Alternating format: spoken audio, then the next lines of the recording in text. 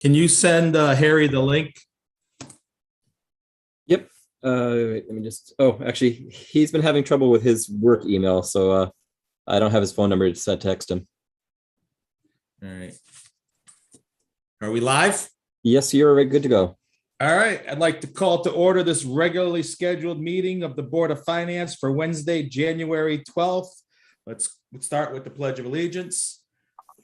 Pledge allegiance to the flag of the United States of America. To the republic which which it it stands, Stands one one one nation nation, under God, under God, indivisible, indivisible, with liberty liberty, and and justice. justice for for all. all. All right. Just Before like we to- get on to public comment, I'd like to welcome Ryan to our team. Ryan, welcome. Thank you. And now on to public comment. Andy, you signed up for public comment? Yes, I'd like to be on the list. Oh, you're up. Okay, thank you. I thought that came a little later in the The Board of evening, but, Finance does beginning and end. We give you a chance to speak at the beginning of our meetings and at the end of our meetings. So if you could state your name and address, that would be perfect. Andy Kame, 5 Fernbrook Drive, Brookfield. Perfect. Your floor. Thank you. You got a request in front of you tonight for from the police department for drone surveillance. I think it's a great idea.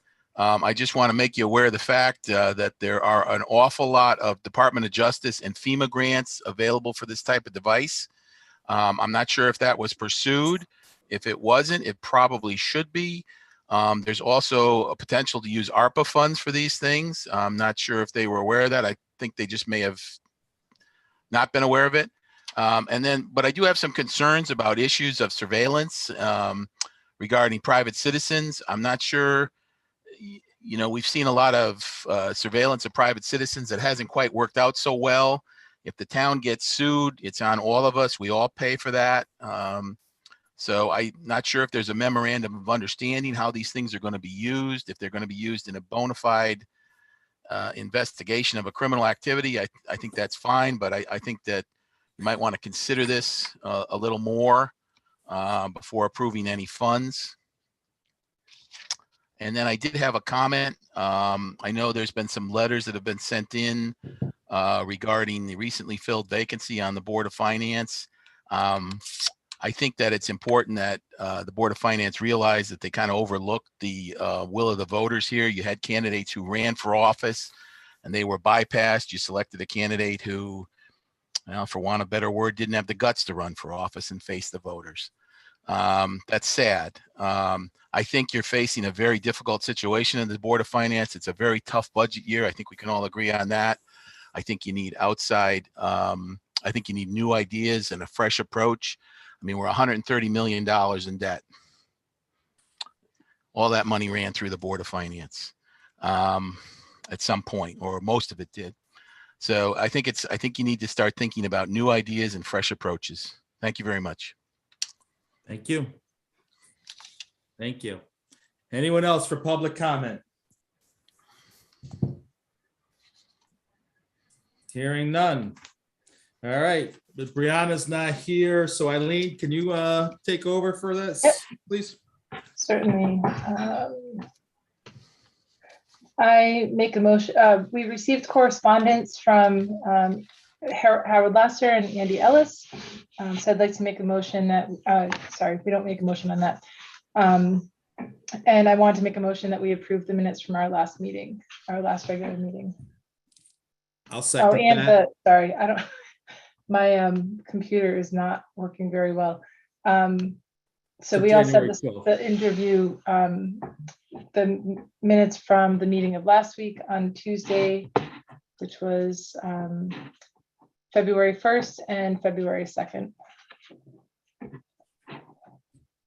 Do we have any, I'll second that. Do we have any discussion? There Okay. no discussion? All those in favor? Aye. Aye. Aye. Any abstains? Ryan? Yep. Motion passes. All right, is the first selectman on? Yes, I'm here. Good evening, everybody. Thank you. So, Are you So- passing it over to me, Glenn?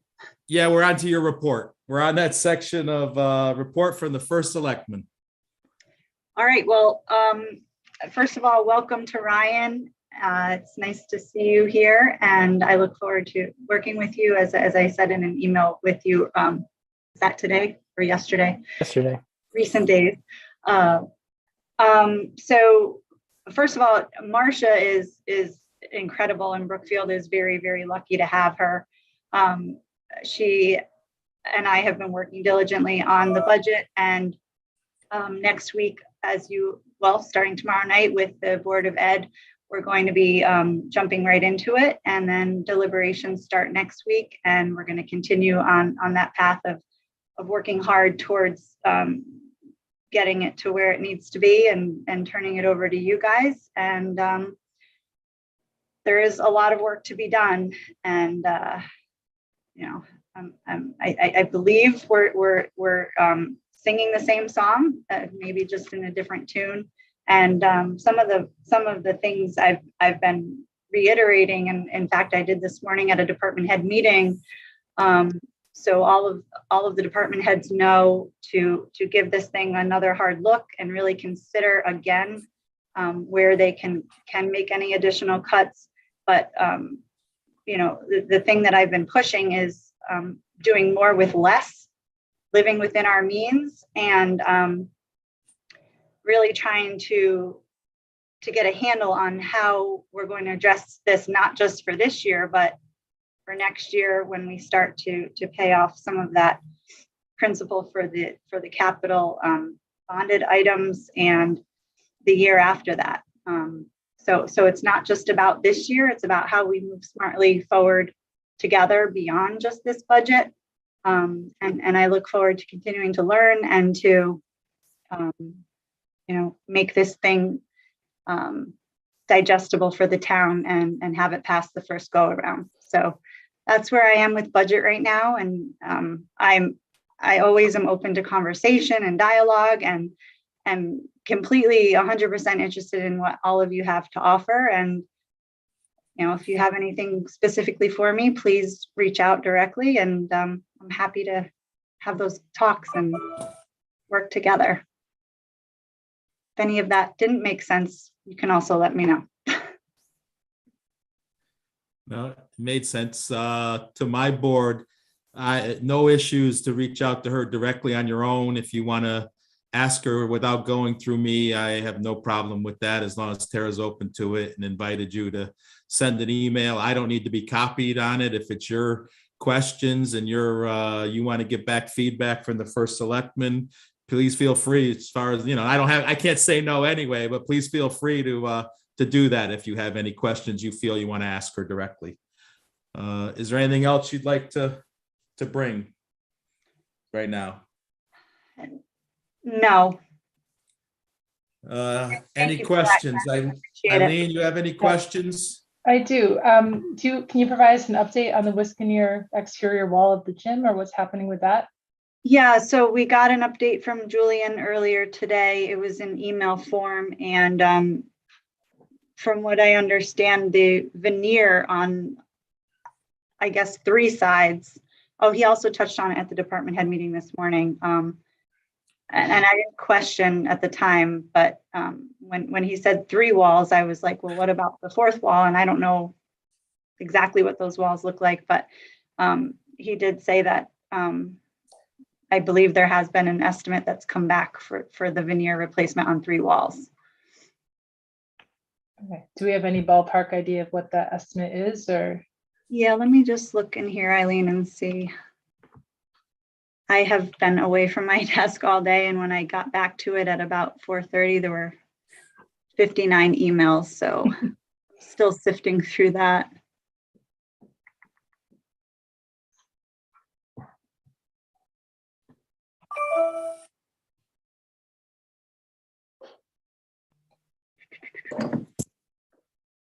And also, Paul Checo has been out of the loop on it, and it hasn't, oh, and then plus this engineering document had come back and it was illegible to the layman, so we requested it in simpler terms.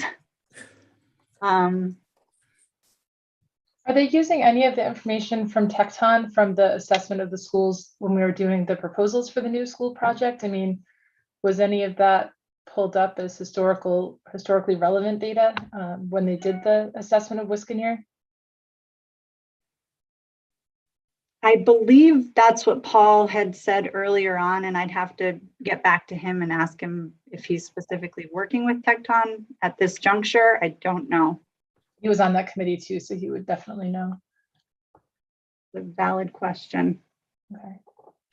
And Tara, this is Marcia. I'm just looking. The last email, unless I wasn't copied, but so far they've been copying me. The last email I saw was Monday.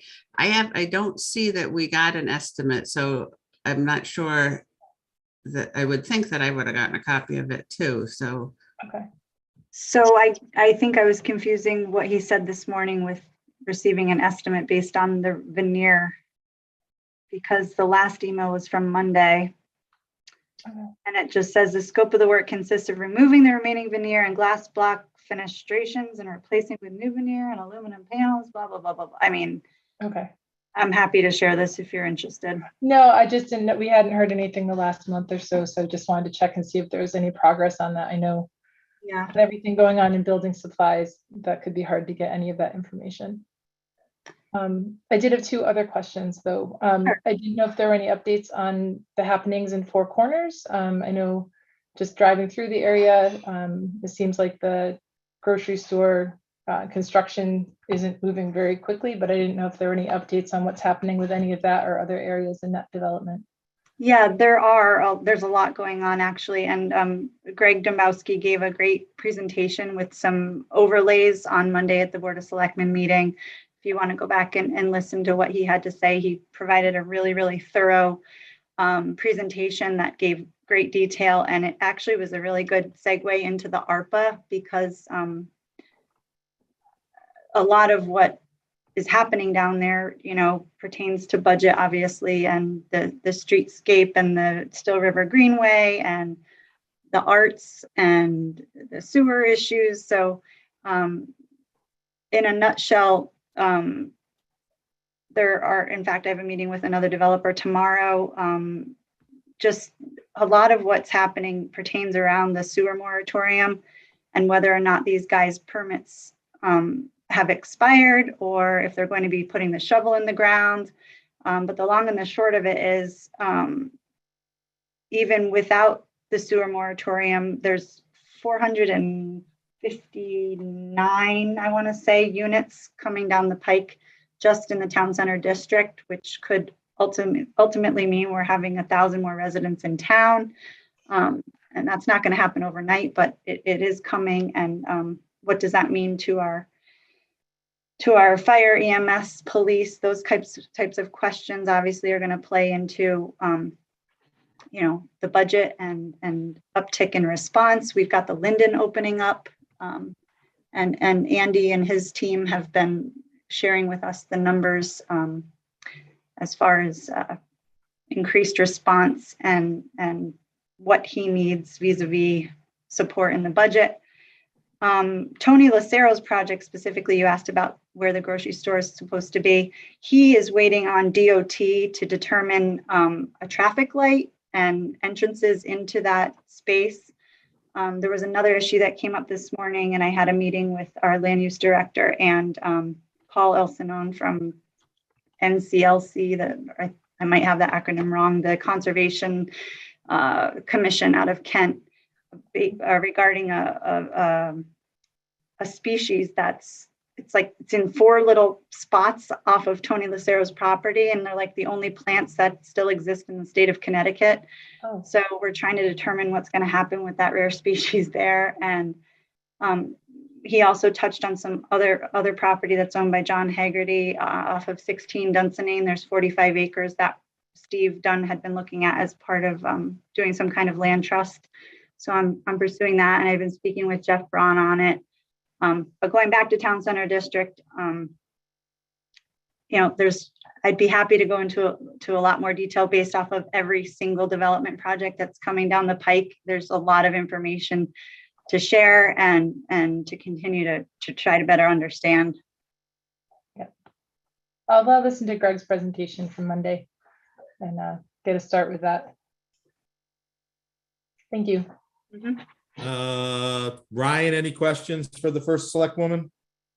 You have a COVID update, Tara? I know we got the latest on Friday, but is there talk about removal of the mask mandate in town for the for the library and in the town hall? Yeah, so there was never any mandate since I took office. There was a requirement that I had put into effect a few days after I took office, and I lifted that requirement today. So it's mask optional across town hall, with exception to the library, because they have their own policy that the Library Board of Trustees has updated monthly, from my understanding, and that will be carried through the 28th of February, and the Board of Trustees at the library will relook that according to Tracy at that time. Thank you. There is a caveat to that, the lifting, if according to DOC and the CDC, if you've been exposed to COVID or you had COVID and you return to work, you're supposed to wear the mask for 5 days beyond that time period. As far as other COVID updates, we usually get them late on Thursday night, sometimes not until Friday, and those are from the state by way of Doc Sullivan. Gotcha. Thank you. And also, I just want to add that as far as the schools and the COVID or the masking situation with COVID, Bob Belden and Dr. Sullivan will be hosting a Zoom meeting. I don't know if it's open to the public or not yet, at 6:15 on Monday night. And that actually is going to overlap with the briefing that we're supposed to be receiving from the consultant for the town-wide communication system. So I'm looking to see if the consultant is available a little bit earlier so I can attend both meetings, or we can attend both meetings. Thank you. Yeah. Dan? Yeah, I have, Tara, I was unfortunately traveling and I didn't get a chance to watch yet Monday's meeting. I didn't read the ARPA presentation. I will listen to the full meeting, but I was wondering if you had any initial thoughts on the priorities that they set forth, as well as the process, and are we going to be seeing some of that in the budget request or the budget presentation that you give to us later in March?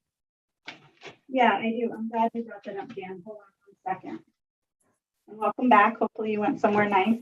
It was work. I saw a nice vertical farm in Southern Virginia, so that was cool. My in-laws live in Martinsville, which is way out in the boonies of Western Virginia. I wasn't that far. I was down in Culpeper. Ah, cool. So did you guys receive did I forward it to the Board of Finance? Okay, I will do that tonight. And you haven't seen it through any other channels? I looked, I saw it online, so I did. I don't know if others did, but I did look through a copy of it. Tara, I'll forward it while you talk. Thanks, Marcia. These are just some of my notes initial that I've been kind of, so this is really cumbersome, and Colette and her team, they did an amazing job with this, and I want to use this. Obviously, it's not just my decision. I'm looking for Steve and Harry to weigh in, but again, it was just presented to us on Monday. We need to figure out a way forward. In my mind, I know that it's not absolutely necessary to spend this money now. We have 2 years to do that, but on the contrary, the intent of the purpose of it was to accommodate the last 2 years that we've gone through together as a town, and address the needs coming out of the pandemic, hopefully coming out of the pandemic.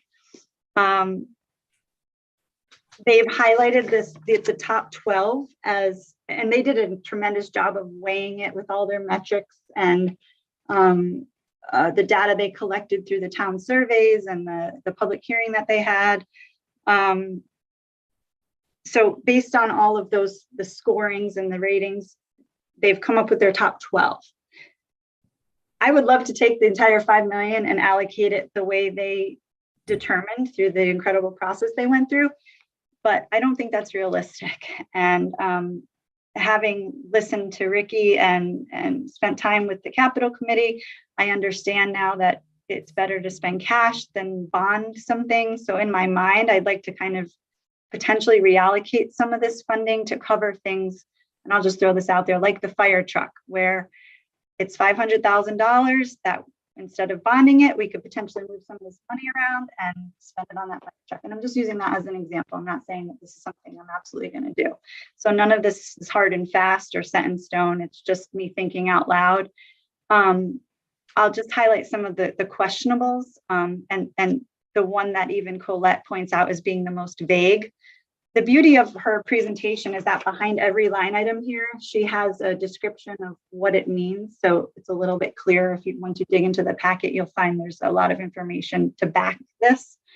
But like the resident grant program is the one that's really just so uncertain, where they've allocated $400,000 and there's no kind of way to determine how we would get that money distributed to residents, right? So their recommendation would be to hire someone to figure out how to get that money distributed to residents across town.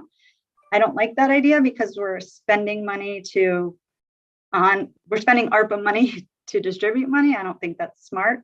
And I think it would be very difficult to determine which residents are going. How do you determine who needs something over someone else?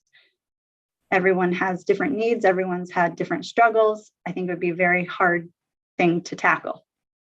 And similarly, the small business grants at $500,000, Jim Fisher and his team have volunteered to take that on, where from what I understand, people can submit applications, or small businesses can submit applications, and then the EDC will figure out how that money can be allocated. And I haven't had a chance to speak to Jim further on that.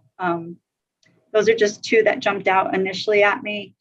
And then the other two are based on the fire department and EMS, one of which is for $375,000 for primarily equipment. And then the other one is for $268,000 for stipends. And I believe Marcia was going to look at, and I'm sorry, Marcia, if this is just another thing I was assuming you would do, but it was discussed that volunteers cannot receive a stipend that's ARPA money. So I don't know if there's another way to allocate that money. There's just a lot of questions here.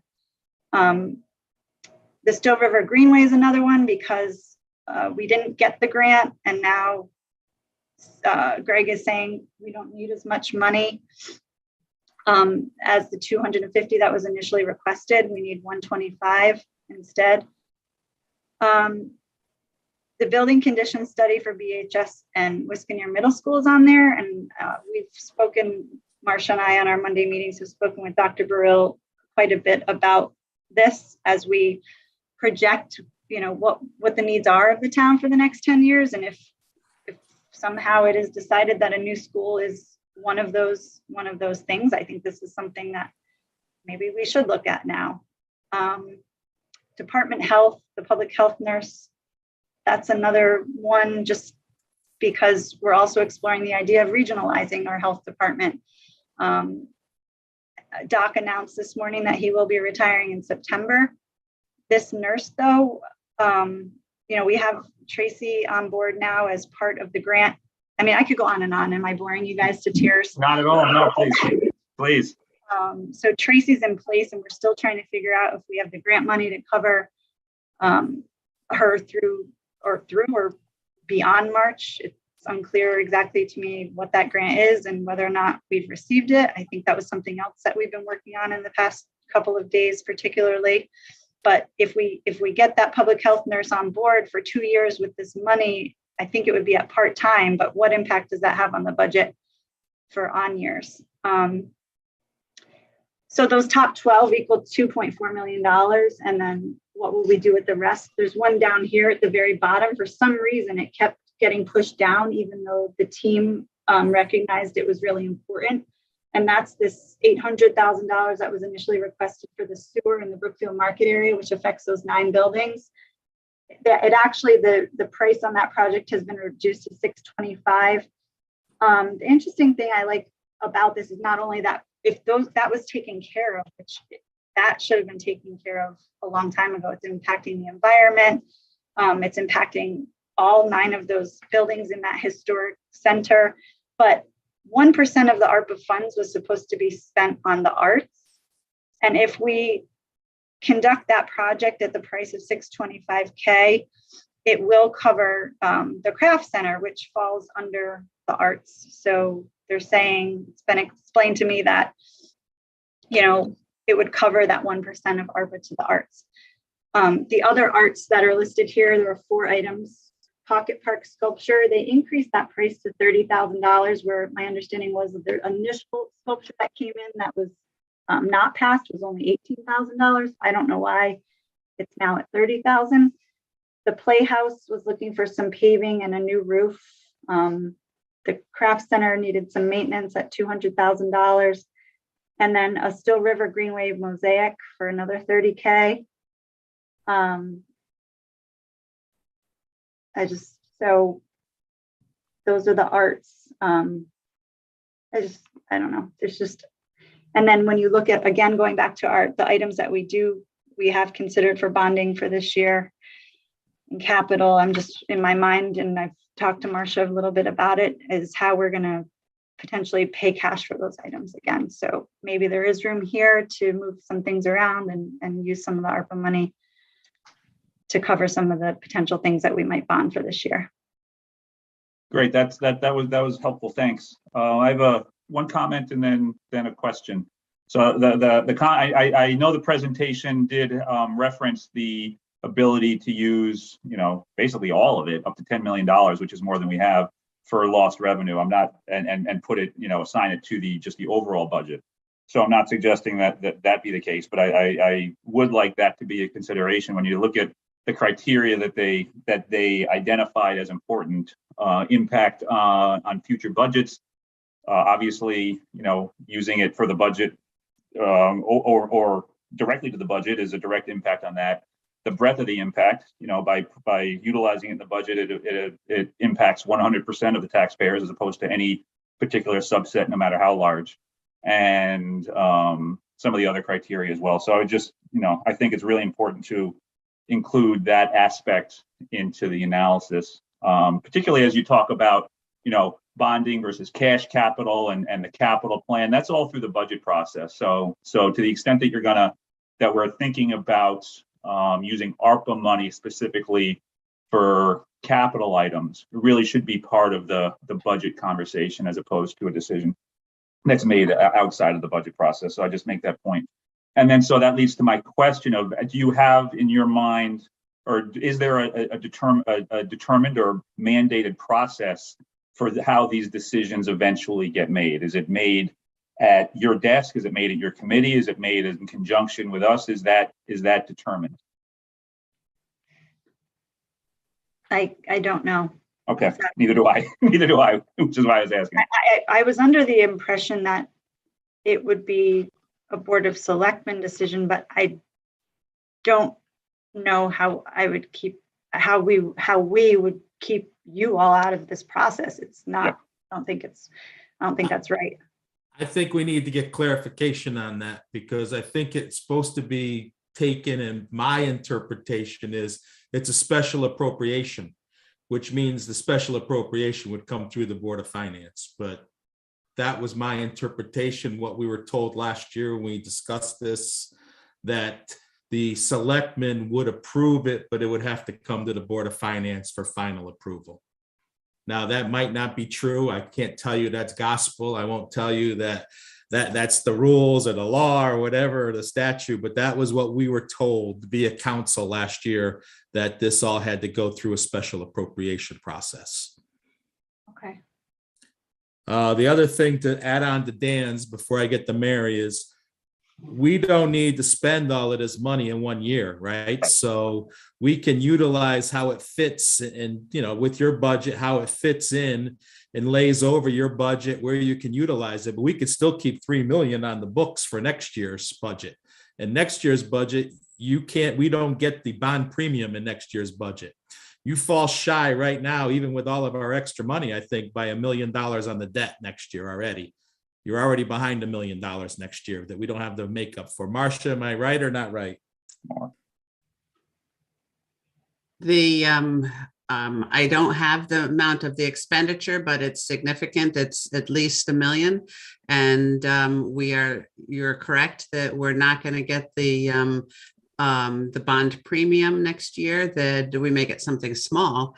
But this year we're looking at 1.4 million. Last year we were looking at 1.6 million. So you're correct on both those.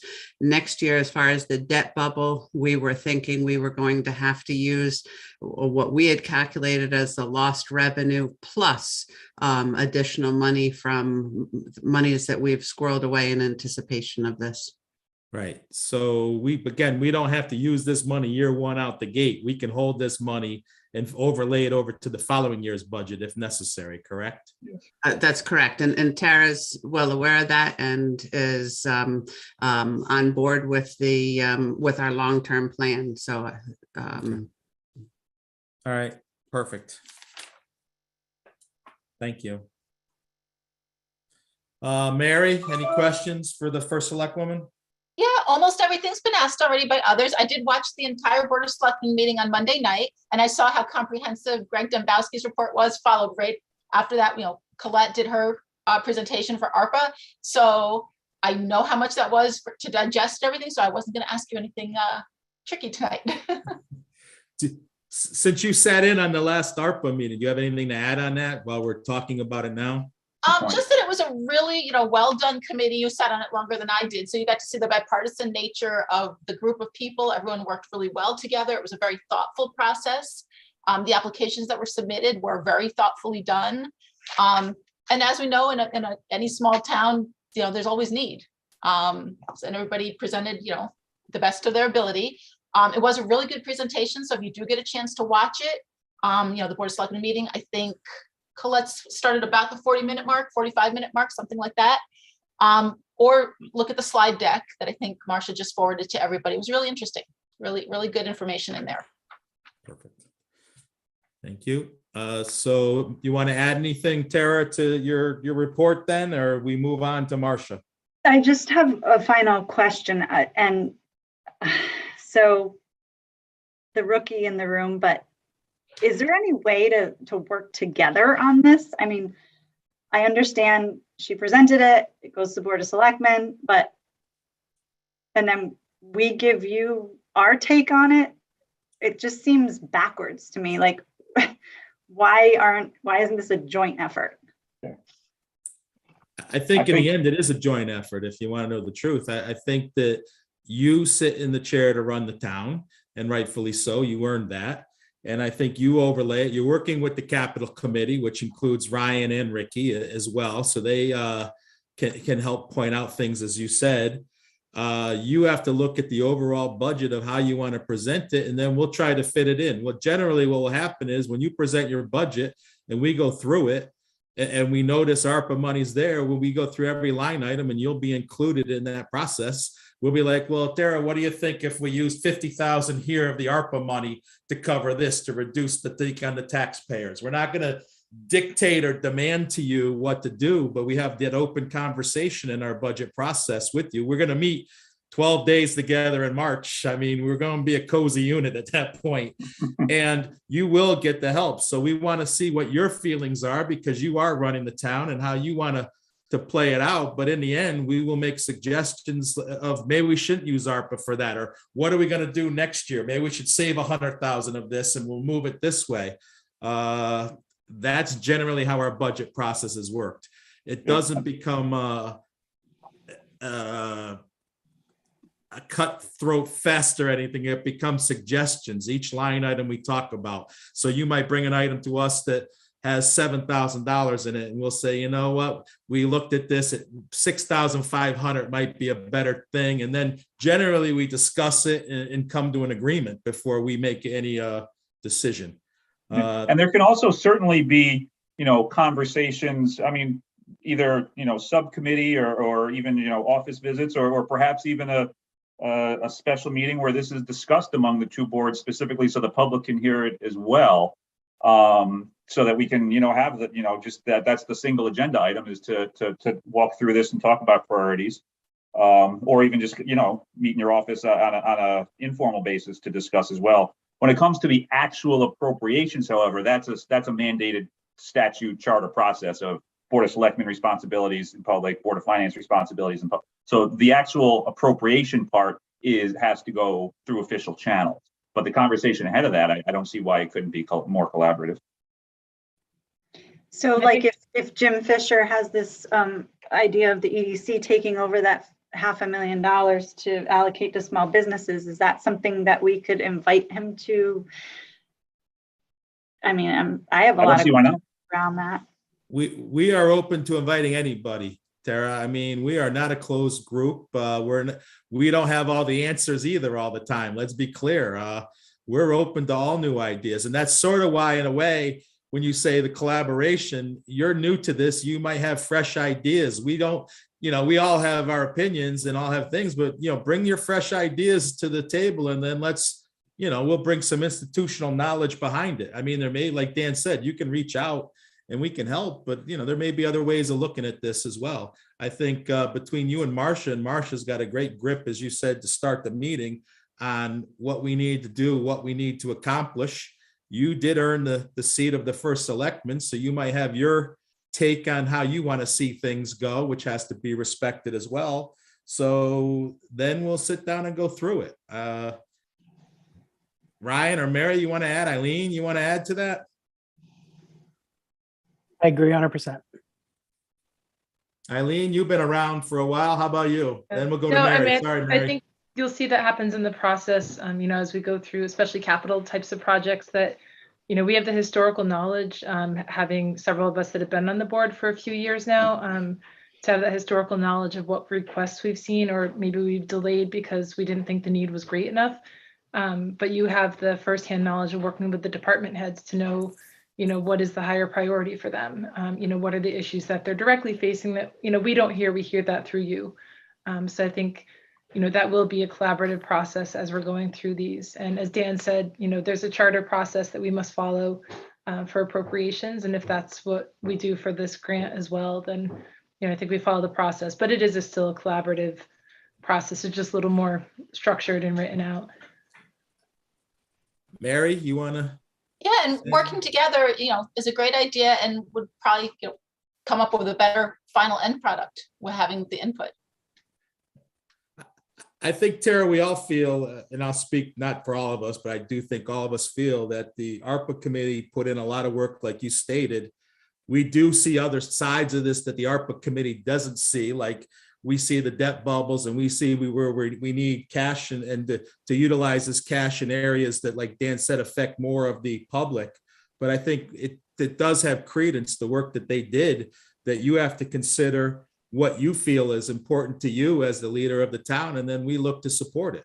I mean, is that the answer you want or looking for? Yeah, no, you hit the nail on the head with all of that. I would never, and it has never crossed my mind to take this, crinkle it up in a ball and throw it away. Like I said initially, I would love to take the $5 million and allocate it down the line, but I don't think that that's realistic. And I don't think that's what's best for town, based off of what I know outside of the work that the committee has done, and what you all have contributed. And I appreciate you guys saying that, this can be a cooperative effort, and it should be. And I look forward to March and deliberations next week and moving forward. Excellent. All right. Anybody else? Oh, I did want to just touch back on the TCD for Eileen because it crossed my mind as far as the phases of development and streetscape in particular. You know, with Greg in place, and he's another one, he's great, but with the grants and the allocation of monies and deadlines for receiving those grants, and you know, they're not free, so we do have to pay, as you well know. I want to comment on phase 4, which I've suggested we pause on because it's running north in front of blight. Why are we going to put in marble sidewalks and hanging flower baskets in front of blighted properties that are set for demolition, which quite frankly, I don't know if we can even afford to tear down at this moment. Are you talking phase 6? This is phase 4. So Phase it's 4, running okay. in front of the bowling alley northbound towards New Milford. That was already approved though, wasn't it? And it went to town meeting? Was that one? I don't know Phase about 4 is that. approved. We stumbled on phase 6, Tara. That was brought to us before Yeah. you were elected. And the phase 6 part of it, we were struggling with, to be honest with you. We didn't make a decision on phase 6 is where we stood. So because- phase 6, I made a motion last night. Was that last night? The night before last? That we attempt to get the DOT approval to make it to capital budget for May for streetscape phase 6, which will go up Laurel Hill and continue the Still River Greenway with that 8-foot path. But there's still a lot there that needs to be done. We haven't even surveyed the residents in that area. We're going to have to go after, what do you call them? Rights of way or Easements and. easements. Thank you very much. That one because the money is there and it's the phase 4 northbound to New Milford is more concerning. And again, because some of these developers like the Peters Imports property that's owned by Tony Lucero as well, he's changed the scope of that project within the last few days. And it went from, I think, over 150 units down to 91. And so he cut the project almost in half. But a lot of that's dependent on if he can get connectivity to the sewer. And right now he doesn't know about driveway cuts, and the plan for running that sidewalk northbound is dependent on where he's going to put his driveways. So it's a lot more complicated than just saying, yes, we're going to move forward with phase 4. I don't recall if Greg specifically touches on that on the briefing from Monday, but he's also available to answer any questions, and I'm happy to answer any specific questions you have on any of the phases if you guys. Yeah, I think we'll put that together for the next meeting. We'll figure it out. Then it'll be during the budget thing. So our next meeting is right in the middle of budget deliberations and presentations. So we could probably fit them in for a little bit during that time frame so we can make a decision and ask the questions during the budget process. How's that?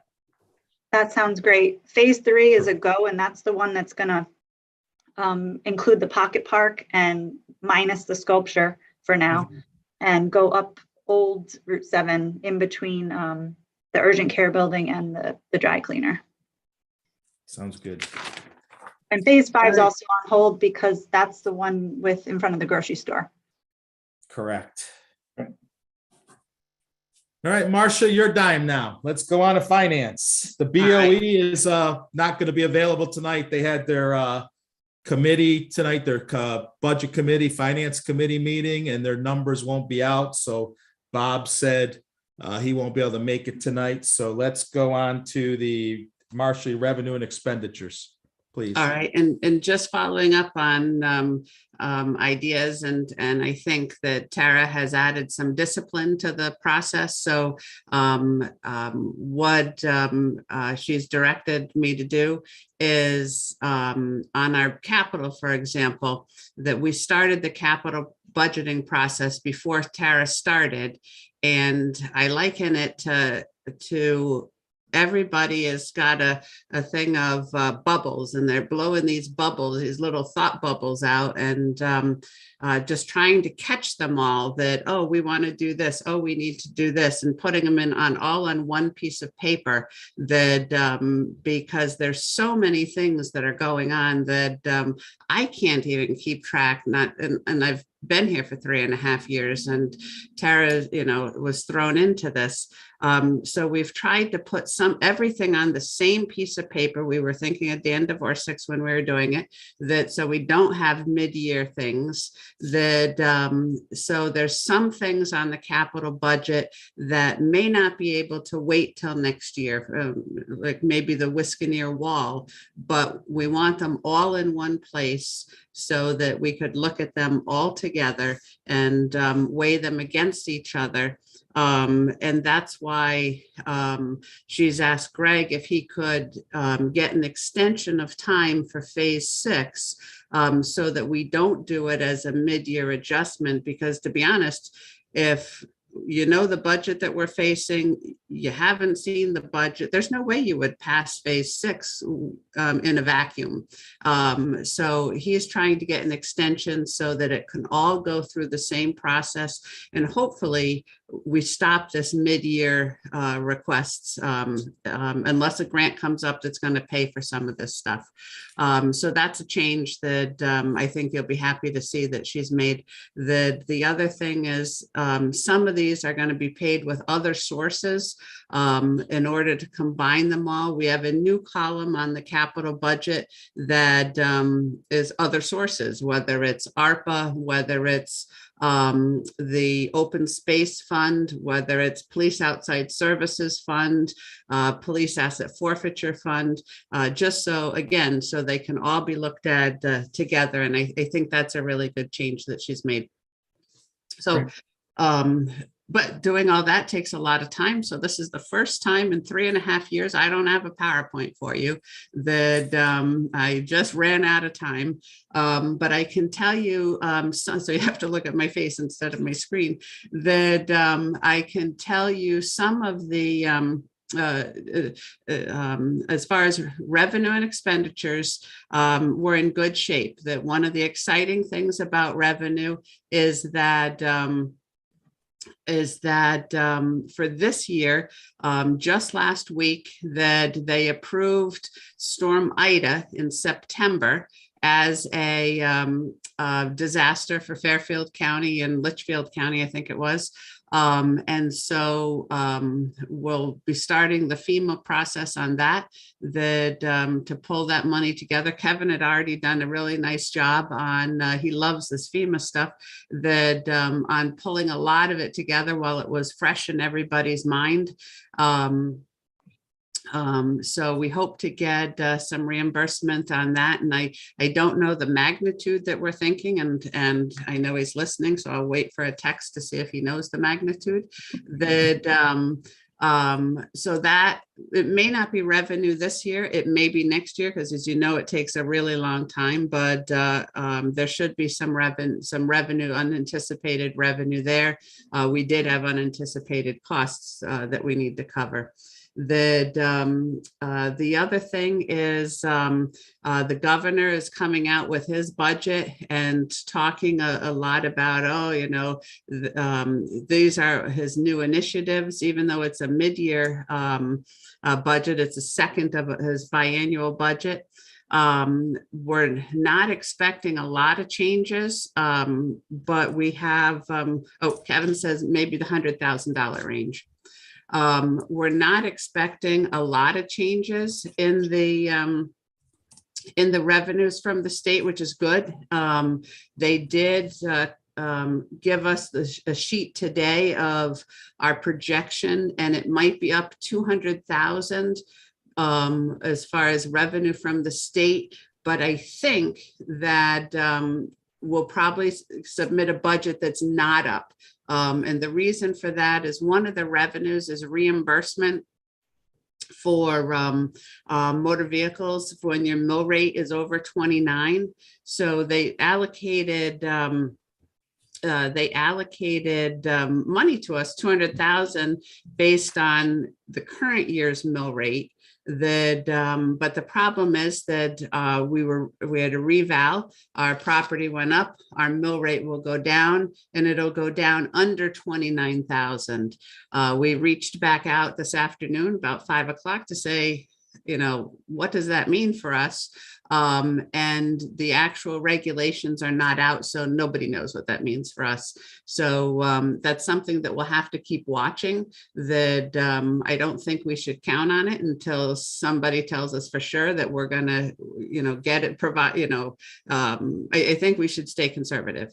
So those are the revenue and expenditure excitement that we are on target. We're watching it.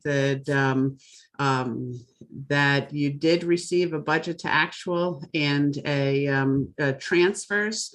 Let's go through the transfers here. I'll share my screen. And I'll share screen 1. So these are the transfers that we generally have transfers every quarter or so, and then more frequently. But because some of these, we just wanted to make sure that we knew they were big, we knew they were here, we wanted to pull in before we were spending them. The first one is just a simple thing that there was some vacation time that was paid out as a result of a change in leadership. So we want to transfer money into that account. That nobody is being paid differently. It is purely what we do anytime that there's a transfer, there's a change in personnel. The second one is legal fees. If you remember, we have a legal fee line item for the retainer.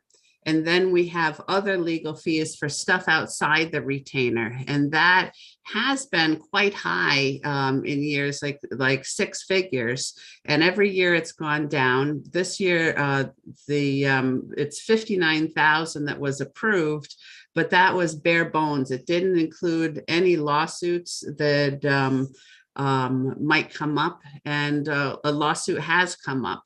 There's a zoning lawsuit that came up in the fall. Tom Beecher was not independent with respect to that lawsuit, and so he asked for that we transfer it, and he recommended another law firm that could help us, which I think has helped us in the past. And so we're asking to add 21,500 to that line item, and that is the estimate by the attorney of that's handling the lawsuit of how much they think it's going to cost if it goes straight through for the full lawsuit. We've got some money for postage that trying to have more transparency and get more people involved. That Tara is working on a state of the town document. And so this, it's undetermined exactly how it will be used, whether it will be to send the document, whether it will be to send postcards to find the document online. But that's what this figure is for. We've had a change in land use planning.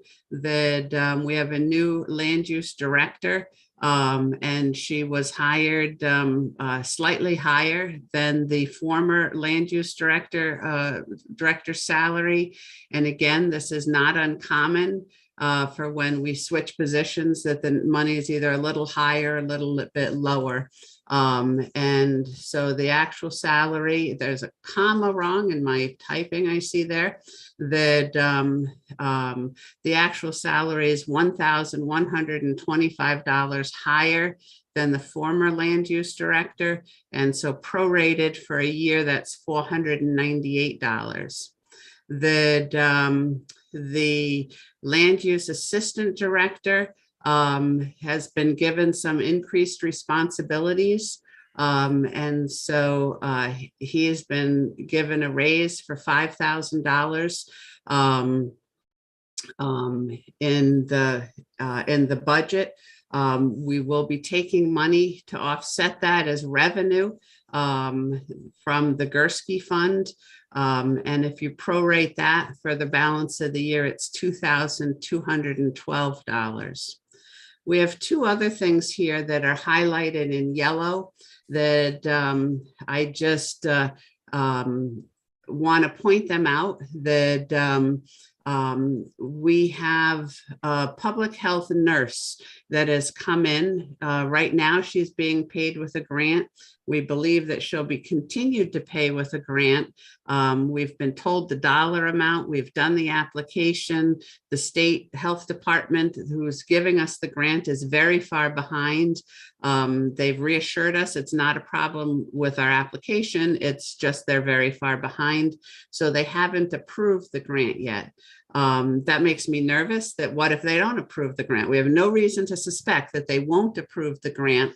But I want it just to be known that it's out there that if they don't approve the grant, we should be plenty covered for this year. But if it goes into next year and we spend more money than the grant, the general fund might have to backstop it. We don't think that's the case now. But I just want to make sure it's transparent there. We also have a temporary health inspector that was hired because the health department was working on vaccine clinics and other things that they fell behind on the inspections. This will be paid with FEMA money, but again, if it's not a 1-for-1 or any other issues, we want to make sure that you know that's out there.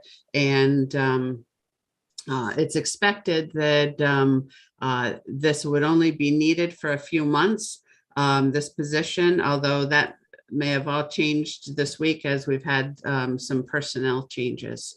And so we're not asking for money for the two in yellow. It's just notice that they're out there and they'll be going through the grant fund.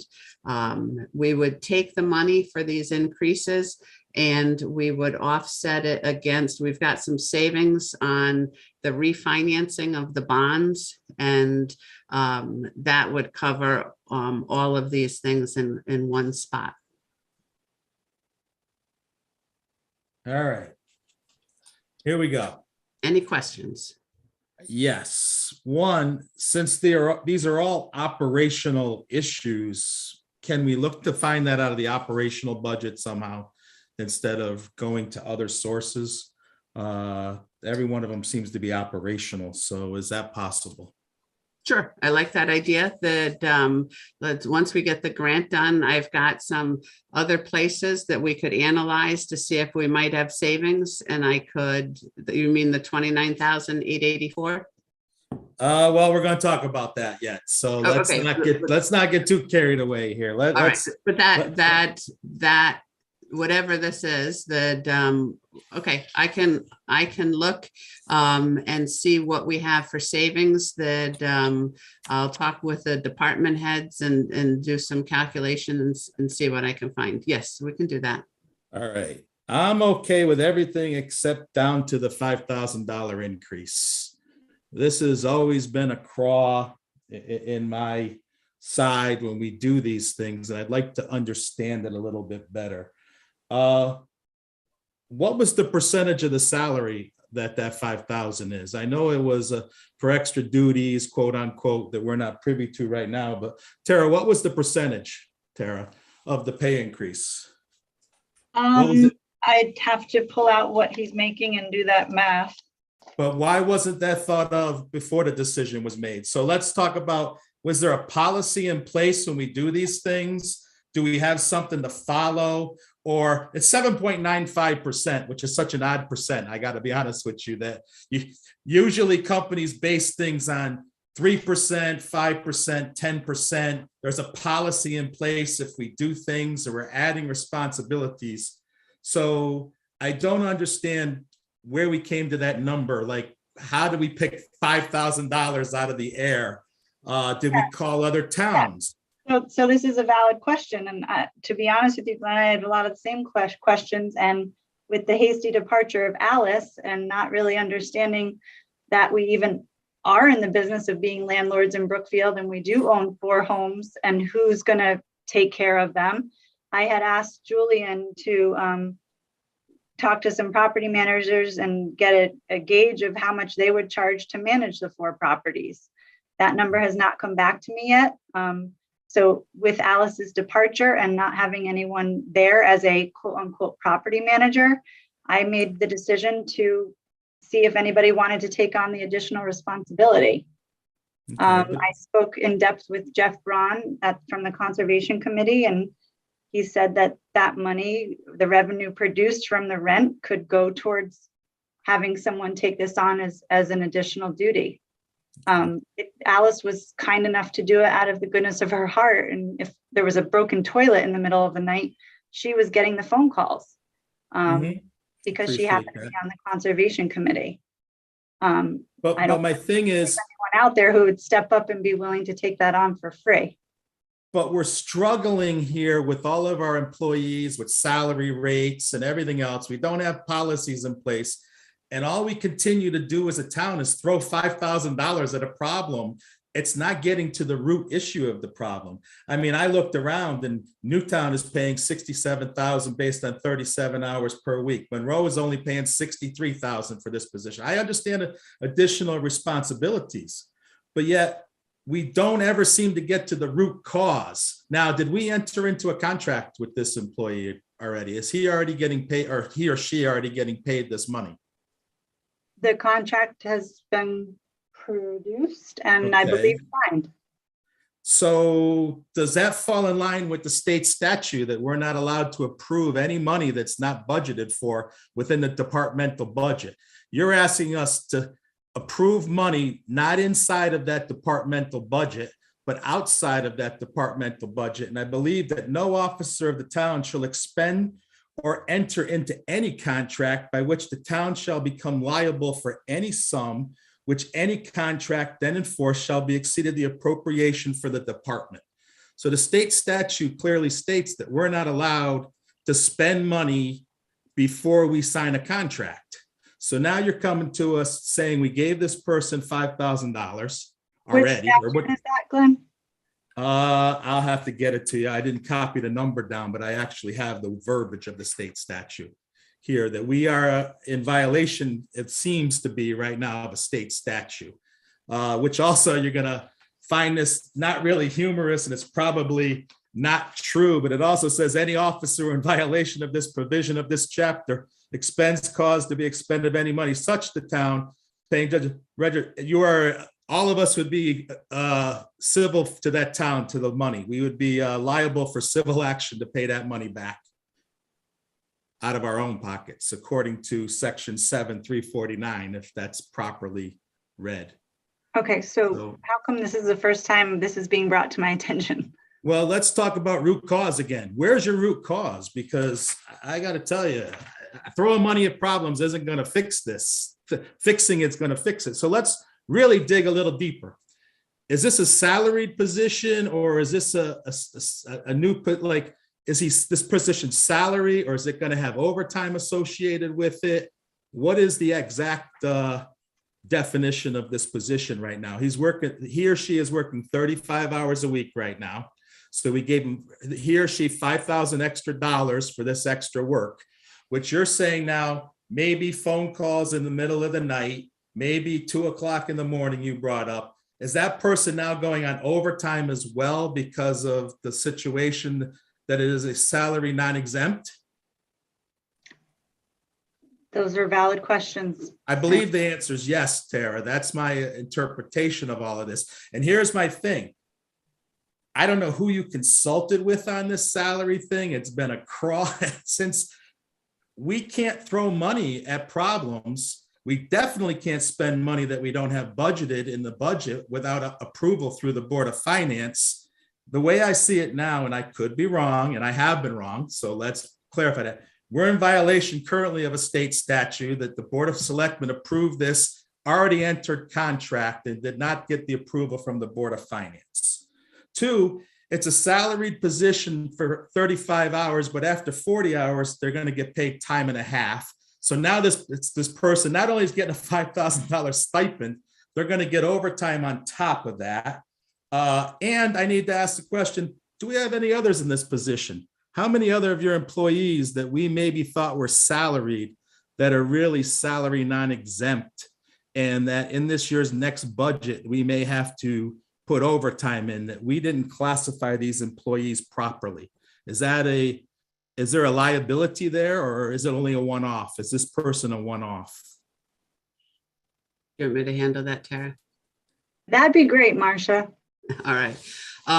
So as you know, we went to Kronos this year, which is a timesheet program. We did that because for hourly people, we're required to have the time in and time out that they worked. So we did that upgrade. It was all approved through the budget process to be on the same system as the Board of Ed and to follow the law. The law says we need time in, time out. And what we were doing before is, they were electronic, but people would just say 7 hours, 7 hours, 7 hours. That is not within the law. So everyone's blaming it on Kronos, but that just exposed this problem. So then the fire marshal believed that his assistant, from his knowledge of the labor laws, believed his assistant was not being paid in accordance with the law, that his assistant should be paid overtime for hours over 40. He said that he's been singing the song for 2 years, but sometime in December, he came into my office and he said, this is wrong. I'm a rule follower. I looked up the law. It looks as though that he was correct, that his person should be paid that should be called non-exempt, that not exempt from getting paid overtime. We gave it to HR. We said, here's what I read, that could you please check with the town attorney? And as part of that process, there is something that's in the law that said public employees that are in, and I'm going to paraphrase, that are comparing against the codes, building inspectors, health inspectors, sanitarians, that they would not meet the requirements to be salaried either. And all these people had been considered salaried. So we sent that to the town attorney. What about this? And so in total, there were about 15 people we were questioning, and 15 people he gave us some criteria, 15 people that we were thinking that were hired as salaried exempt employees that we didn't think met that requirement. And I think Fern has said, well, 2 of them do. So I think we're down to 13 to answer your question. So it started with Kronos, but then it just kind of snowballed with these other things. As far as overtime, in the past, what I understand, and Fern believes that they're not working over 35 hours. So for these people to be paid overtime, they're going to only be paid overtime over 40 hours worked. So the first 5 hours that they work are nicely donated to the town. So that'll be will discourage, overtime. They have to get the overtime approved in advance. As I understand it, again, from discussions with Fern, they were not working overtime, but we don't have any records to show if they were, if they weren't. I can say, looking at, the parking lot at 4 o'clock, they were not. But there are some exceptions that the fire marshal and the assistant have been keeping track of their time and have been keeping track of their overtime. And they cannot comp it. That I mean, a lot of us have two. If you tell me that, don't work any overtime, well, the work wouldn't get done. So, and there's other people in that position, and the fire marshal would be someone that's in the fire marshal's assistant would be someone that's in that position. Even if they tried to work their schedule that so that they leave early because they stayed late, that there could be a fire on the weekend. So we're expecting that would be where we see the most overtime, other than nominal amounts here and there. Again, this is just based on, it's not based on anything objective. It's just subjective what we're looking at. So in next year's budget, the only place that I'm recommending we add overtime is for this switch is for those two, because they do have an accounting of what they've been working for overtime for the last 2 years. And it's been about 130 hours a year. We've done some adjustments. We've written it all in the budget workbook, but I think we're talking $8,000 is what we've changed in the budget as a result of this. Again, it comes down to, Marcia, I'm sorry, it comes down to policies in place. How do we, that leads right back to that $5,000. We picked a number out of the air and we have no policy to back it up, no percentage to back it up, no idea of what overtime is, what's it going to look like. We have all this liability. We don't have even a policy. Do we have a policy in place, truly in place, that says overtime has to be approved? Are we going to adhere to that totally? Is it going to be the horses out of the barn? This person had to work over the weekend, an extra weekend, and do something that nobody authorized except the department head. And you're going to come back to us and say, gee, we had to work 80 hours of overtime over this weekend. We don't seem to have set rules in place. Because like I say, throwing that $5,000 out just shows me that we picked a 7.95% increase. It breeds, we don't have a tight grip on this. And the fact that we're just finding out now, and I've been on the Board of Finance now for 6 years, that we do have employees that do have a chance, that aren't really salaried, that do have a chance to earn overtime after 40 hours as a liability, seems like, where are these policies? Where are these things in place? So we do have a policy. I'm sorry. Go ahead. We do have a policy for the overtime that it has to be approved. That we're trying to work within that policy. That even for hourly people, it has to be approved. I'm sorry, I have a very needy grand dog here at my feet. That we do have a policy that it has to be approved. However, that, we will be seeing, as we talked about when we instituted Kronos, we will be seeing nominal amounts here and there because, they had to stay and help a customer and we're not putting that in the budget. That we probably need to make a change to that policy for someone like the fire marshal, that it's not reasonable to, or his assistant, to think that he's going to call Tara at 1 o'clock in the morning to say, hey, there's a fire, can I go? That, but there is a policy that overtime has to be approved, and we're going to be testing that policy going forward. All right, I'll go around. Dan, you want to add to this?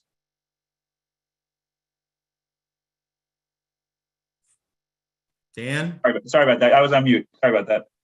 I mean, you covered all the bases. I don't need to, we don't need to retread that same ground.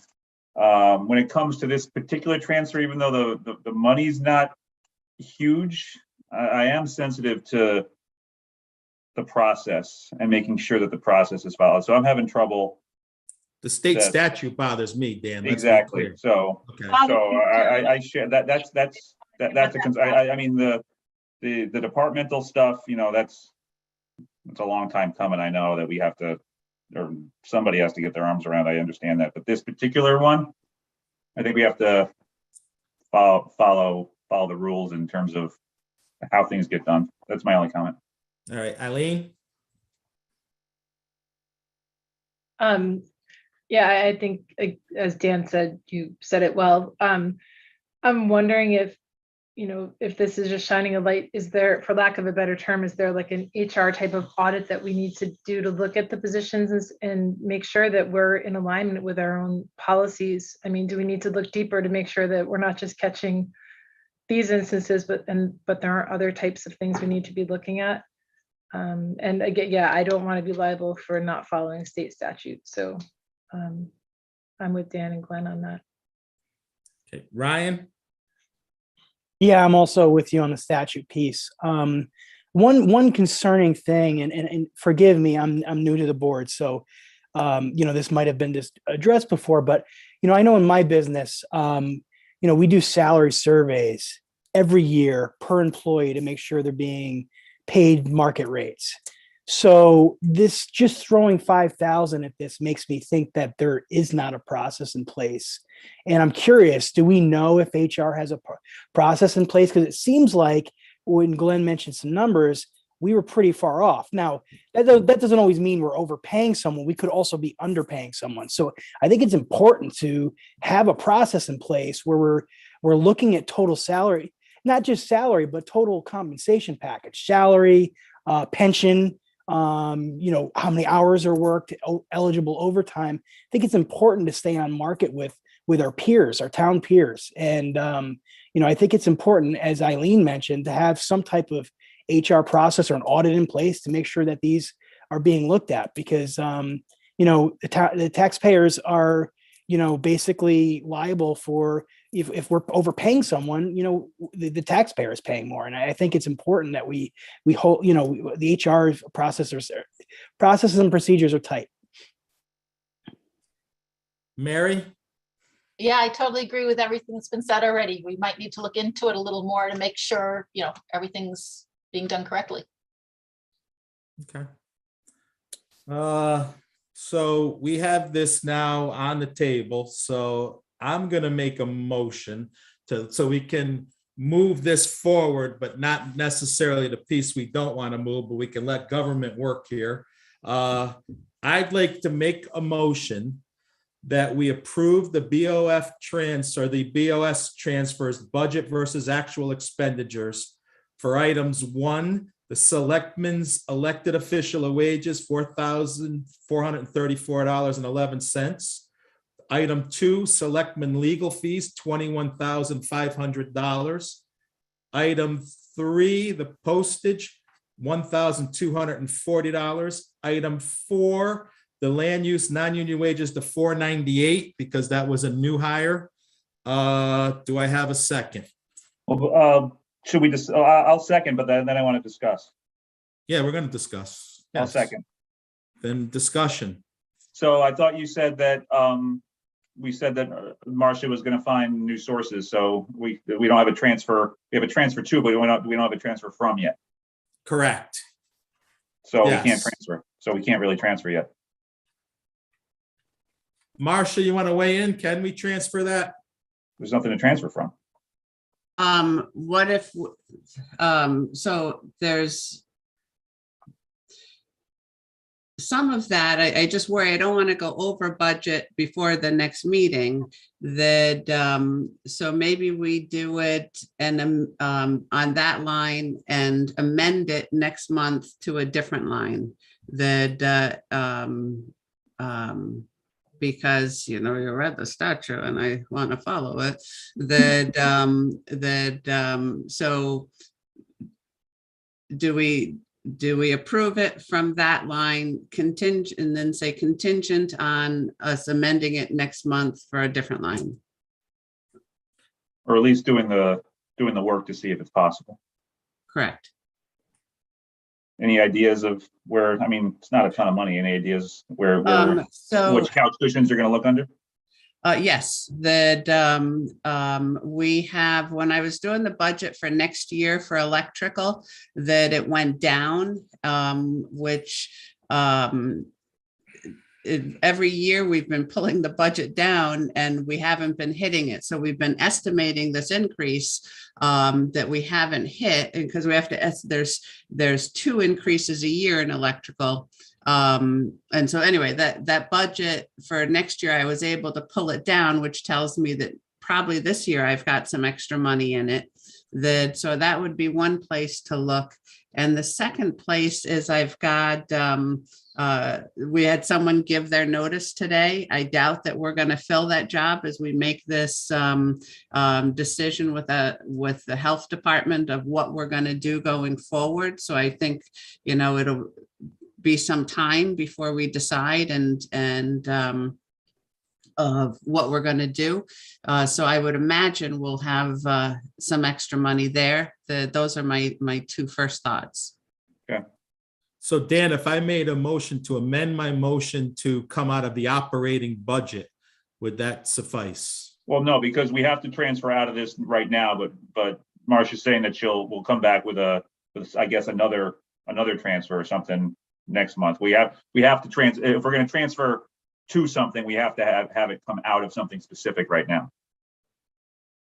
So it can't just be left open. So the motion would be as you stated, and the understanding would be that we'll revisit backfilling it next month. Okay.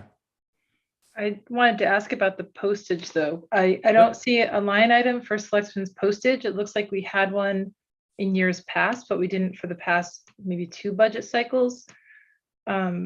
So I'm wondering, you mentioned $3,000 as the total amount. So 3,000 is the total.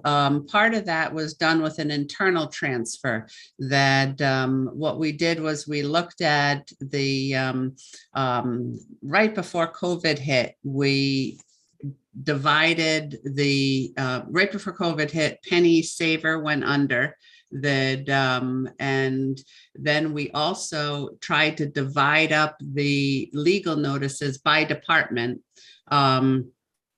And so we don't know, and then COVID hit. And so then they made special rules that we didn't have to do it by department. So we don't know if those budgets are good, but we looked like we had part of that as extra in the legal line of what was not encumbered. So some was a intra-fund transfer from their legal notices to postage, and some was just switched overall from the utilities or wherever it is now, debt service. So that's why there's 2 different numbers that add up to 3,000. The reason we had some previously, we used to put some postage in that line. I don't know why before my time, but now all the postage for the selectman's office goes through the utility accounts, and we have all the postage there for everyone except for one-offs. If someone needs Federal Express, for example, I have that in my budget. The town clerk, the tax collector sends a huge amount out twice a year. She has some in her budget for that, but that's why it used to be there and it's not anymore. Okay, and the state of the town document, is this contributed by the other boards too? Is it, does Board of Finance do we have a statement that goes in there? Or, I mean, this is a new precedent that we haven't seen before, and I just want to make sure that it's balanced opinions in it and whatnot, Tara? going into a budget season. Glenn, are you going to speak to that, or do you want me to answer for you? No, go right ahead. So yeah, I sent it to every department head and every chairman of every commission. I've already started receiving responses. And Glenn said that basically, and I'm paraphrasing here, Glenn, but that he doesn't have time and there's other things we need to be concentrating on. Yeah, my statement was clearly that we have a hard budget ahead of us, and I'm not so sure to be, you brought it up to be blunt, and I'll be blunt too, is I'm not so sure 9 weeks into this, we truly understand where you sit in the State of the Union, and reading through some of the things, I don't know. Understanding the budget to me is more important right now to give you a handle on where you think we're going to go. Just tonight, you found out some things you said, I didn't even know that was happening. You didn't know we had, employees getting overtime and certain things in that area. You didn't know some things. And I'm just trying to say is, to me, spending this money now, utilizing the departments, because we were looking at a 6% increase the last time you talked to us on your side. It may be lower now. The last time you talked to us, it was 6%. That utilizing our department's time for this budget to get us through this hump seemed more important to me than a State of the Union, spending money now than when we get through the budget season. And then all the department heads can utilize what they know, what we've learned, and where we're headed. So that was my email back. Like, is this something right now that needed to be done during the budget process? Your department heads are going to struggle getting numbers down as it is. And that was my thoughts. So, paraphrasing, that's where my thoughts came from. So, I mean, it's up to you. You need money to do it. It is an expense. Yeah, and I've even said, I don't know how I'm going to communicate it to the town. We could hang it on the website, but not everybody uses a computer. Communication is hard nowadays, and it's expensive in the departments to post things to the newspaper, which I don't understand why we're paying for that. I guess it's that state legislation.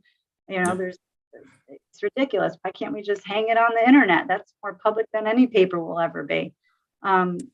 So the $3,000 there was just earmarked, and I told Marcia I may not decide to send it out in postage, and it could potentially be more to do that. So I wouldn't want to spend the money to do that. But there has to be a way to communicate to the town where we are, what it is we're doing. And I understand, Glenn, yes, we are fully ensconced in budget, but this isn't something that's due immediately. And it's very simple. I've had about 15 people already send me their paragraphs, and it was just, and historically Brookfield used to do the annual report. So this would be something along those lines. And coming out of 2 years of darkness, it'd be a good way to show residents where we are across the board. Sorry, 2 years of darkness? Just of not having communication in any form. To my knowledge, there hasn't been a annual report that's been done.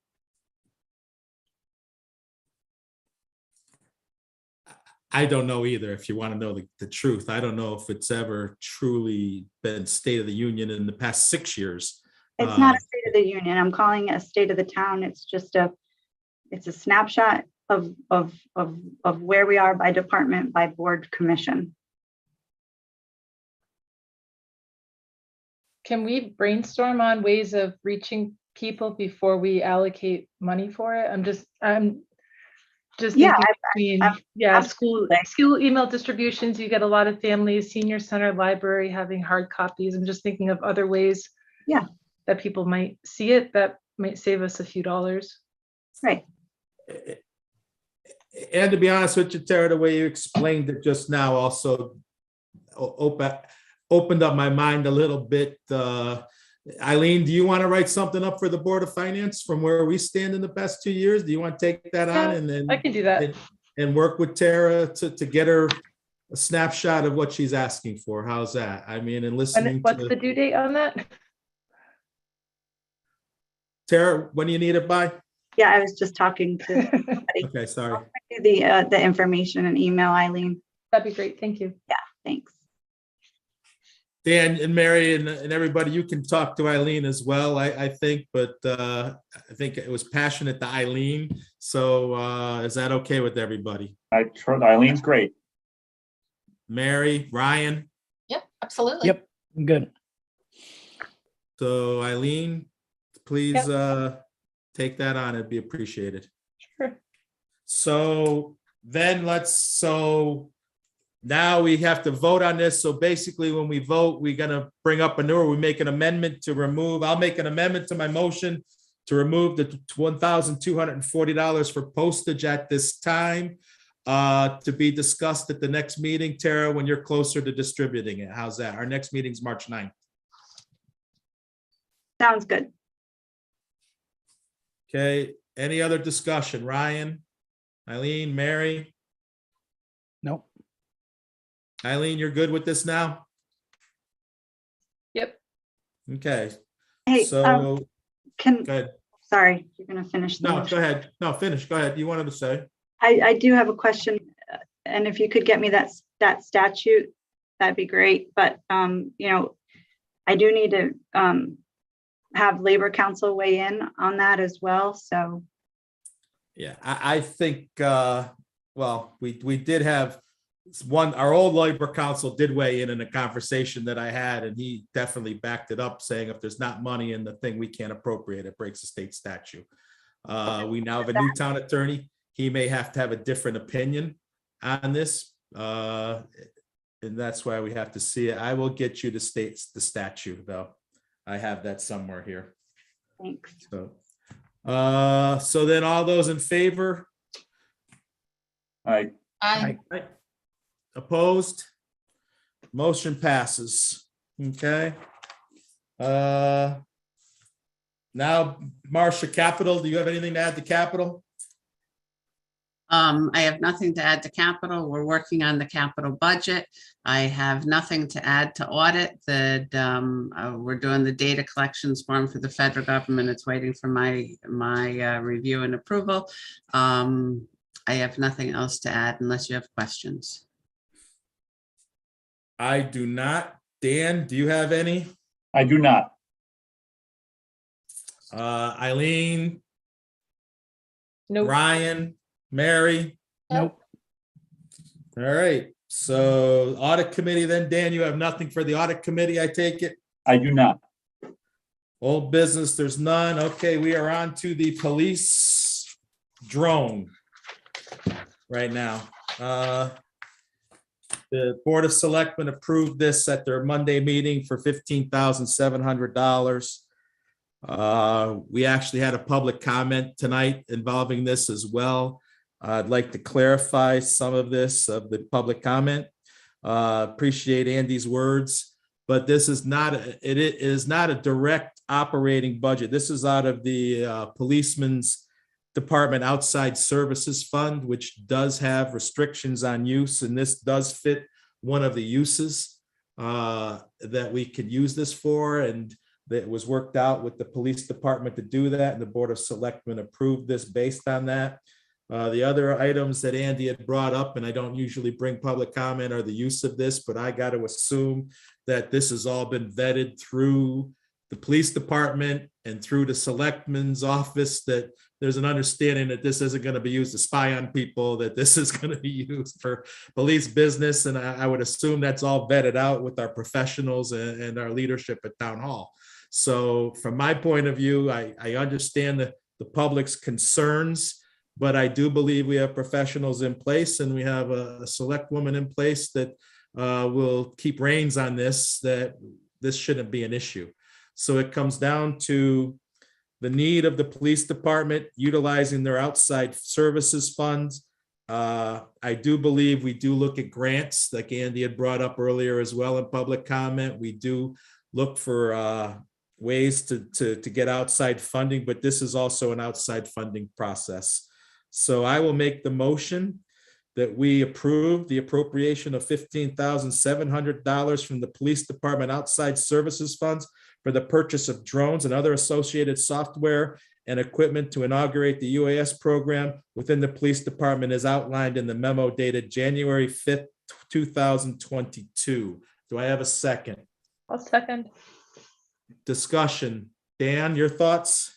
The purchase, I agree with everything you said about the purchase. I do want to understand the recurring costs, including, the training to use, the software subscription. What level of recurring costs are we talking about? And is that, de minimis, or is it going to be, 5 figures? And I know that, drone pilots for instance. There's full-time drone, but I don't think we would need that, but what's the recurring cost nature of this? Tara or Marcia, do you have anything you can add to that? Because I really can't answer that. How's that? I don't know. I know there's a pilot's license. I know that it's a separate insurance. We have to have a separate insurance policy, but I don't believe there's a separate fee for it. We just have to know who's going to be the licensee and that. But other than that, I don't know. I'm usually, all for very supportive of the police using their hard-earned services fund for the items they think they need. I'm always supportive of that, but when you start adding operating costs alongside of it, I just hope we have a handle on that. All right, let's come back to you on that, Dan. How's that? Let's Yep. go around, get more comments and sum it up. How's that? Yep. All right, Eileen? Yeah, my questions be the same as Dan. Sorry. My questions would be the same as Dan about recurring costs and data storage and that type of thing. I know storage, we've talked about data storage in the past with body cams and what the retention policy is and that type of thing. So I'd be curious to know a little bit more. I mean, they do mention here in the proposal that the listed items are primary startup costs and not the ongoing. Just the initial foundation, but not the recurring costs are included in this $15,700 request. Yep. Ryan? Yeah, I'm in the same boat. I mean, we've got to understand what the costs are ongoing. Obviously, this is a need for the town. The town is growing, always going to be very supportive of the police, but we just have to understand what the costs are going to be. I mean, I'm in the same boat. Mary? Yeah, same thing. Are the recurring costs like a little bit or a lot? Okay, so would What's you the feel, magnitude? would you feel better if I rescind this motion and we table it till we get the data required, that we are supportive of it, but we need to understand more of the ongoing costs? Yes. So I'll make a motion that I rescind my motion. Do I have a second? A second. All those in favor of rescinding? Yep. All right. Aye. Aye. So Tara, we're going to table this, as you heard, get a little more information. I think you can say we're behind it, that we just need to understand the outside costs. Fair enough. And to the point on the training, I know that there's some FDA involvement there. That's part of the requirement, according to what Jay said, if I go back in my Rolodex. So yeah, I think more information is necessary. It may not be a lot of money, but at least we'll know the number, within reason, and then we can approve it going forward. Okay. Any other new business anybody wants to bring forth? Any other items to come before the board here at this time? I think Greg had something. All right, Mr. Dombrowski. Yes, good evening, everyone. You're can I make a speaking now public as a- comment at this time? Oh, no, I'm going to bring you back for public comment. I'll hold on. So you're going to speak in public comment, not as a town employee. You're going to speak in public comment. It can be either one, Glenn. Let's bring you on as a town employee. So we invite you to the table as a town employee. So go ahead. Okay, good, thank you. So thanks for letting me speak this evening. I have something I'd like to report to all of you. Yesterday, Nelson Malowitz and I went to a conference. It's called COST. COST is the Council of Small Towns in the state of Connecticut. And they define a small town as populations of 35,000 residents or less. There were about 250 people at this conference, and the guest speaker was the governor, Commissioner Mark Boughton, and a couple of representatives from the Department of Transportation who are responsible for administering the $1.2 billion coming to Connecticut from the infrastructure program that's coming out of Hartford. There were also legislators there, and they had a legislative forum where there was a lot of discussion about and questions about what's coming up with the legislature and in Hartford. So from that conference, which we spent about 7 hours at yesterday, there's two things I would like to pass on to this Board of Finance of interest to you. The first is, and it was emphasized many times, that this $1.2 billion raining on us from Washington to Hartford is going to be allocated on a first come, first served basis on competitive grants. And because of that huge influx of money and the interest of so many projects in so many areas across so many parts of our infrastructure in the state, it was really emphasized upon us that we should start planning the kind of things we want to apply for. And what that means is sewer, infrastructure, 5G, roadway, all kinds of items that are important to Brookfield and our region. The reason I mention that is, and Marcia, you'll appreciate this more than anybody on this meeting tonight, is all this money is going to be with a 20% town match on a TIP program, which is very similar to Streetscape Phase 2. And Streetscape Phase 2 administratively is a federal bureaucratic level of requirements that are nothing like we've seen in our town when it comes to managing federal money that you have to spend and meet their requirements on. That means a 20% town match.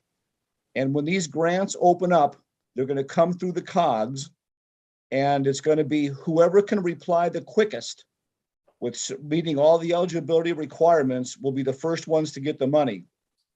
So Boughton and Lamont said, get your plans in order, start setting your priorities, and start planning what you want to apply for. That was the number one advice we heard in that conference yesterday. So I just want to pass that on to you as we think about our 10-year strategic plan and capital planning. The second thing I want to mention, and this really caught me by surprise, is at this conference were several legislators. And what they said, and Marcia, please check me on this because I think I heard it right. They said that recent legislation has been approved in Hartford that allows towns to change their fiscal year without a charter revision.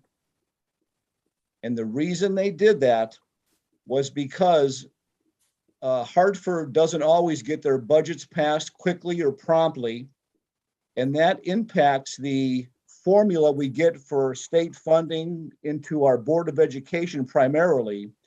And because that state budget can get tied up in negotiations and delays and whatever, they suggest towns consider delaying their fiscal year to start, not on July 1st, but maybe September 1st. Oh. So I just passed that on to you with something I heard yesterday that really caught my eye. And I think I heard it correctly, but I really asked this board and Marcia to check to see if that legislation is really in place and to see if that is something that makes sense for Brookfield. Thank you very much.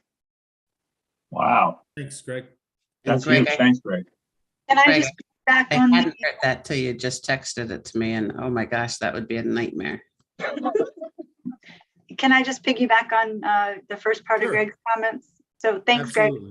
Yeah, I'm glad that you were able to attend that conference yesterday. Thank you. I've listened to Commissioner Boughton 3 times talk about the IIJA program that he's now spearheading to allocate this money that's coming down the pike. And the one thing I do want to emphasize is that if we fly solo and submit proposals alone as a town or municipality, we'll be kicked like to the curb. So they're really encouraging partnership.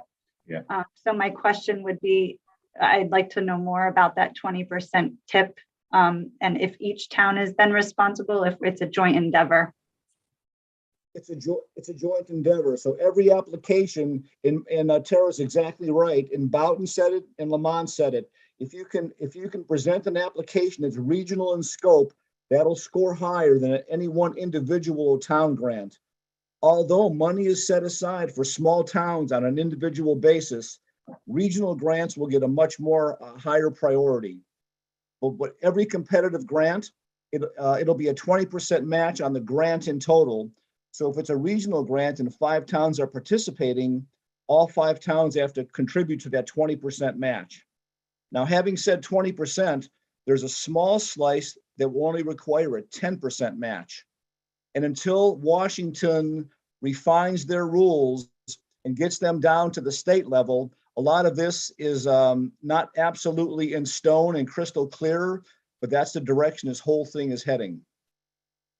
So to put it in like layman's terms, to simplify it from my thing is, years ago, we had talked, and I think Nelson had brought it up, of a possibility of running the sewer from Brookfield to New Milford, because New Milford had a chance to take some of the waste and we were overloading Danbury. And I know, Terry, you're shaking your head no, and I know I'm talking out of school. I'm using it as an example. So time out is, would that be something that would fall under the 2-town type of project where we would work with New Milford on a sewer project? Is that what you're trying to say, is these are the things that would be accepted?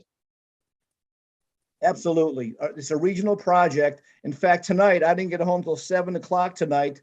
Nelson has met with the 5 tax districts in the Candlewood Shores Peninsula on that very matter, sewering the shores and building a new sewer plant or extending our discharge into another town. That's exactly the kind of project that would fit into IIJA. And Terry, I only use that example because it's something I knew from 3 years ago. We talked about it. I don't know where we stand today. I don't know where you stand today. That was strictly an example. Yeah, it's a good example. Not necessarily the one I would go after, because there's a better way towards resolving the issues than that. Totally understand. You don't have to say anymore. I just use it so I can understand. Is this the type of what they're looking for? That's all, just to grasp it in my mind. That's all. Okay. Do you want to add anything more, Greg? Are you good? Nope, I'm good. Thank you. Dan, you want to ask anything, or? No, that was helpful. Thanks, Greg. Eileen? My first thought was still River Greenway, something with the surrounding towns connecting that corridor, but just a thought. All right, Mary? Yes, right now it's just good to know that you're so on top of it, because it sounds like it's something that we do want to be very proactive with and keep track of dates and be right there and keep track of working with other towns. Ryan? Yeah, Greg, thanks for that. I might have missed it, but is there a date that they are looking to open this up? Because it sounds like it's an as soon as possible type thing where we want to get our ducks in a row. So I was just curious if there was a date, or has that not been determined yet? There's no determined date because the money from Washington and all the final rules have not been sent to the states. Commissioner Mark Boughton is the one that's going to be receiving those. He's been appointed by the governor to head up this infrastructure bill for the state. He is setting up a team of people. They're hiring hundreds of engineers. There's just a lot going on at the state level. So the short answer is there's no dates, no deadlines. The only advice we were given is start doing your planning, because when those grants open up, it's first come, first serve, and they're going to fill up fast. Thank you. And I think this is where we have to be creative and make sure that we're doing our due diligence so that we're not submitting proposals that are useless and won't be entertained. Like, we really need to have some kind of conceptualization behind what it is we're going to want to do in conjunction and cooperation with other towns or the region writ large. So. Agreed. Now, are you speaking to other town leaders on this as well? Is that part of your daily, not daily, whatever your conversations are with the other leaders? Are they brainstorming as well? Absolutely. In fact, when I was with Mayor Esposito, the first time Commissioner Boughton happened to be on Zoom with us, and he actually ran the call. And I made it very clear that the Candlewood Peninsula in Brookfield is a big problem with respect to the sewer issue and our capacity overall. But our sewer capacity goes beyond just that, the Candlewood Lake problem, as you well know. And I mentioned earlier tonight about the Federal Road Corridor and the development that's coming down the pipe, which is why we have the moratorium, because we don't have the capacity. So we're working through all of that. And Commissioner Boughton is aware, and he put emphasis on the fact that if we go after a proposal as a 5-town lake issue, it's more feasible for them to entertain it than just us doing it with, say, New Milford or Danbury alone. Okay, then just for my knowledge, and it's just for town knowledge, it's not really a Board of Finance issue, but we're talking about it is who would coordinate that if we had a 5-town thing? I mean, how have you conceptualized, like, lead on this? Who's gonna spearhead it? Who's gonna be, or we're not there yet? This is all very premature and it's all preliminary stages. I have thought about those things. I haven't had any conversations with anybody yet. In my mind, it would be a matter of starting with the local chief elected official and seeing who's on board and go from there. Okay, thank you. Very good. All right. We don't have anything else. We can go on to public comment. Does anyone like to public comment? Glenn Harry Shaker, yes, I would. Harry, state your name and address, please. Good evening, all. Harry Shaker, 87 Long Meadow Hill Road. I will be brief. I had a question about the mask policy for the library. And being the town building, town employees, town equipment, is it state driven or through our charter that they have their own mask policy? I don't think Tara can answer that in our public comment. She's going to have to get back to you on the sides. We don't generally do the question answers in our public comment. Oh, that's right. Okay. Sorry. I'm not trying to be rude. I appreciate your comment. No. That was my fault. I should have known that. But I just wanted to say hello to everybody anyway. So well, we like to see your smiling face anyway. Is there anything else you'd like to add to the public comment, Harry? Only that I appreciate both Tara and I appreciate the Board of Finance and being able to work with you. So I've had the privilege of doing it for a long time, and I'm looking forward, even though it's going to be a difficult budget, looking forward to working with you. Thanks, Harry. I appreciate it, and we appreciate you as well. So thank you. Any other public comment? Yeah, hi, it's Andy Keem. I was hoping I could have a minute. Yes, sir. We open it to both sides of this. Thank you. I just want you to be aware of with these drones that there's an FAA license that has to be acquired by whoever's going to operate the drone.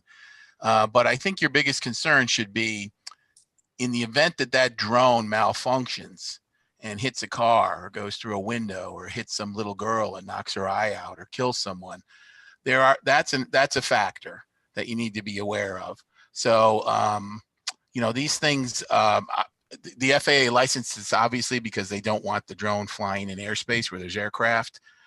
They also have, limitations on it flying near power lines, that type of thing, unless, of course, it's a power company. So there's quite a bit to it. And I just think you should be aware of that. And I'm glad that you tabled it until you can look into it in a little further. The maintenance, the long run aspects of this are something that you should be concerned about. Thank you. Thank you. Any other public comments?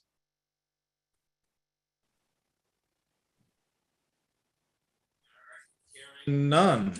I think we're at the Mark Mulvaney rule. Anyone want to Mark Mulvaney us out of here? I'll make a motion to adjourn. What the hell? I'll second it.